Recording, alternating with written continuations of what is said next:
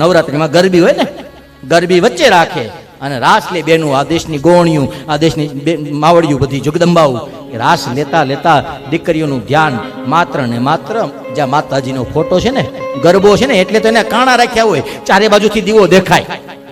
હા, એ દીવાને જોઈને રાસ લેવાનો હોય. આમ સકળ વકળ ચારે બાજુ જોતા જોતા રાસ નો લેવાનો હોય.